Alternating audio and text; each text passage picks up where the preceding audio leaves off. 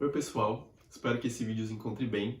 Meu nome é Guilherme Deganello, sou formado em Relações Internacionais pela Universidade de São Paulo, trabalho com relações governamentais e políticas públicas.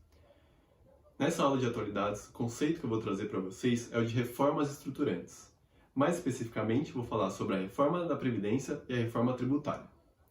Para contextualizar um pouco da importância desses temas para você vestibulando, eu gostaria de dizer que tendo contato com essas reformas, você vai ter um entendimento maior sobre as mudanças socioeconômicas recentes na realidade brasileira e vai também ter uma percepção sobre a importância do governo na formulação de leis fundamentais para a vida de cada um de nós. A aplicação desse tema pode surgir tanto na prova de conhecimentos gerais, como na prova de ciências humanas e também pode ser um tema de redação. Entrando no conteúdo dessa aula, primeiramente eu vou dar o conceito de reformas estruturantes, depois eu vou falar um pouco da importância de cada uma dessas reformas, tanto a tributária como a da Previdência. Depois eu vou entrar um pouco no processo de discussão dentro do Congresso Nacional, que é o ambiente onde essas reformas são discutidas. Aí eu vou entrar no conteúdo dessas reformas, vou fazer uns comentários mais específicos para que vocês estejam preparados para ter um pouco de argumentação sobre essas reformas. E por fim, vou compartilhar algumas das fontes de informação sobre o governo para que vocês estejam sempre muito bem atualizados sobre o tema. Então, entrando no conceito de reformas estruturantes, a gente tem que elas são mudanças e novidades em legislações e instituições-chave para o país. Essas mudanças têm consequências de longo prazo e são discutidas periodicamente nas gestões, sempre que a classe política e a sociedade veem essa necessidade de atualização. Então, alguns dos outros exemplos atuais de reformas estruturantes são a reforma administrativa e a carteira verde e amarela, que a gente vai abordar em uma aula posterior a essa. Então, para entrar um pouco na importância da reforma da Previdência que foi aprovada em 2019, é legal a gente ter esse conceito de Previdência bastante claro na nossa mente. Então, a Previdência Social é um seguro em que o trabalhador participa através de contribuições mensais, que saem por parte do seu salário. Essas contribuições são revertidas em aposentadorias e benefícios como auxílio-doença, salário-maternidade e pensão por morte. Mas tudo isso tem um custo bastante alto para o governo. Para se ter uma ideia, em 2019, mais da metade das despesas do governo foram destinadas para esses regimes públicos de previdência. Eu trouxe para vocês um gráfico bastante interessante que mostra a evolução desse rombo, ou seja, desse déficit previdenciário ao longo dos anos. Em 2016, a gente saiu de 226 bilhões de déficit para no ano passado, em 2019, já temos chegado ao valor de 318 bilhões. Mas por que isso acontece? Bom, a principal razão desse aumento nesse rombo previdenciário é o fato de os brasileiros estarem vivendo mais. A expectativa de vida está aumentando, existem mais aposentados, e esse número maior de aposentados não vem sendo acompanhado por um número maior de trabalhadores ativos. E todo esse desbalanceamento vem sendo a razão principal para a gente ter aprovado no ano de 2019 essa reforma. Bom, agora que a gente entende um pouco da urgência dessa necessidade de atualização do sistema previdenciário, eu trouxe essa linha do tempo para a gente entender como que foi o processo desde a apresentação dessa proposição em fevereiro de 2019 até a sua sanção em novembro de 2019. Então, o primeiro passo nesse processo foi o governo Bolsonaro ter entregue ao Congresso uma proposta de emenda à Constituição. O Congresso, como a gente sabe, é composto pela Câmara dos Deputados e pelo Senado. Nesses casos em que essas proposições são originadas pelo governo, primeiramente elas são revisadas e discutidas na Câmara dos Deputados. E em seguida elas passam por um processo similar no Senado Federal. Então a gente vê que entre fevereiro e julho de 2019 ela esteve nas mãos da Câmara dos Deputados e entre agosto e outubro nas mãos do Senado. Nessas duas casas houve muita discussão, algumas das sugestões do governo não foram acatadas e outras novas sugestões foram feitas pelos deputados e pelos senadores.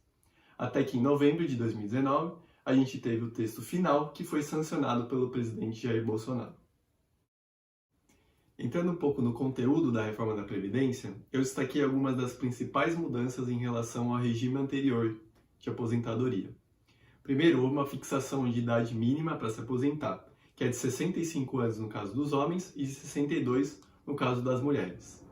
Houve também uma alteração no tempo mínimo de contribuição, que é de 15 anos para mulheres e 20 anos para homens no caso do setor privado, e de 20 anos para homens e para mulheres no caso de servidores públicos. Também foram estabelecidas regras para aquelas pessoas que estão próximas ao momento de se aposentarem. São chamadas de regras de transição, que buscam fazer uma adequação da legislação anterior à atual. O valor da aposentadoria passou a ser calculado com base na média de todo o histórico de contribuições do trabalhador. E houve também uma alteração no valor descontado mensalmente do salário. Aqueles que ganham mais vão contribuir mais, aqueles que ganham menos vão contribuir menos para o INSS, que é o Instituto Nacional de Seguridade Social. Mas é importante destacar, quem se aposentou antes da sanção presidencial, em 12 de novembro de 2019, vai continuar com a sua aposentadoria nas mesmas regras que estavam vigentes até então. Então, para que vocês tenham uma capacidade crítica em relação a essa reforma da Previdência, eu trouxe aí alguns pontos positivos e negativos que são considerados sempre nessas discussões em relação a essa reforma. De pontos positivos, eu destaco essa redução da velocidade do aumento do déficit na Previdência, que é aquele gráfico que eu mostrei para vocês no começo dessa aula. A gente tem uma diminuição das desigualdades sociais, principalmente por esse último quesito que eu trouxe, em que aqueles que ganham mais vão contribuir mais e os que ganham menos vão contribuir menos.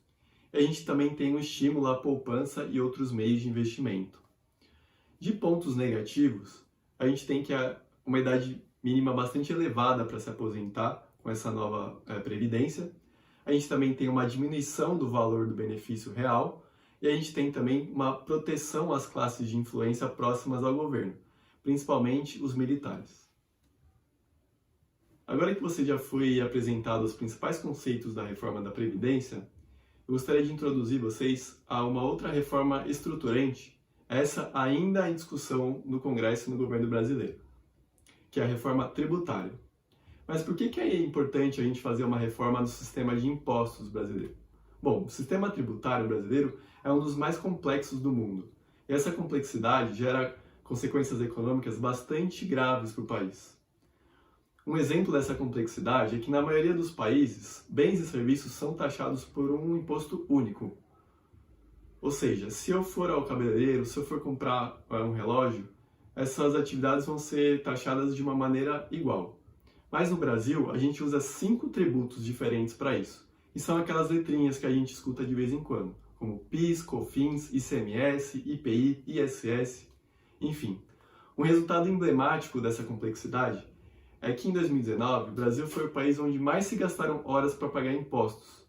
Foram 1.501 horas gastas pelas empresas somente para pagar impostos. E isso é um recorde mundial. Para a gente entender um pouco da discussão no Congresso dessa reforma tributária, eu trouxe uma linha do tempo que começa em abril de 2019, que foi quando a Câmara dos Deputados apresentou a sua proposta de emenda à Constituição sobre o tema, a PEC 45. Em julho daquele ano, o Senado também apresentou uma proposta, a PEC 110, que é semelhante, mas tem algumas diferenças. Em julho de 2020, o governo, principalmente a equipe do Ministério da Economia, apresentou a primeira das 4 partes da sua proposta, o Projeto de Lei 3.887 de 2020. Nos próximos meses, o governo vai apresentar as demais partes e essas propostas vão ser unificadas em um texto. Entrando aí no conteúdo da reforma tributária, eu trouxe um dos principais pontos das PECs do Congresso e o PL do Ministério da Economia. Referente às PECs 45 e 110, em ambas o objetivo é simplificar e racionalizar aquela tributação sobre bens e serviços, que é o que a gente falou no começo dessa sessão. Elas propõem a extinção de uma série de tributos, consolidando as bases tributáveis em 2 novos impostos. Um é o IBS, o Imposto sobre Bens e Serviços, e o outro é o Imposto Seletivo, específico para alguns bens e serviços. Já o PL do Ministério da Economia propõe a criação do CBS, que é a Contribuição sobre Bens e Serviços, que vai substituir aí o PIS/PASEP e o COFINS, que deverão ser extintos. Em relação à reforma tributária, a gente sabe que ela depende muito do contexto socioeconômico que a gente vive. A pandemia trouxe algumas incertezas nesse cenário que devem ser refletidas no texto da reforma nos próximos meses. Então a gente acredita que essa reforma sofra algumas alterações. Por isso é importante que vocês estejam sempre bem antenados sobre o que está acontecendo no governo. E para isso eu trouxe um conteúdo complementar especial para vocês terem algumas fontes de informação sobre o governo, para estarem atualizados sobre essa reforma tributária e outros assuntos relevantes também. Eu trouxe os sites da Câmara e do Senado Federal, porque eles trazem notícias bastante completas sobre a tramitação desses projetos de lei, e também neles você consegue acompanhar ao vivo as reuniões e discussões do Congresso Nacional. Trouxe também o site oficial de notícias do governo brasileiro, a Agência Brasil, que também traz um conteúdo bastante completo e traz alguns dos bastidores do governo brasileiro. E trouxe as redes sociais, tanto da Câmara como do Senado, que é bastante interessante de acompanhar ali os posts, que são bem traduzidos para os jovens. As principais proposições ali estão bem explicadas para qualquer público, então é bastante interessante de acompanhar essas redes sociais. E também deixo como uma sugestão que vocês acompanhem as redes sociais dos principais líderes do governo brasileiro, como o presidente, os seus ministros, o presidente da Câmara dos Deputados, o presidente do Senado, que são ali os atores mais importantes do governo brasileiro. Com isso eu encerro a minha aula sobre reformas estruturantes. Eu espero que esse conteúdo tenha auxiliado vocês a entender um pouco da importância do governo nas principais legislações que influenciam as nossas vidas.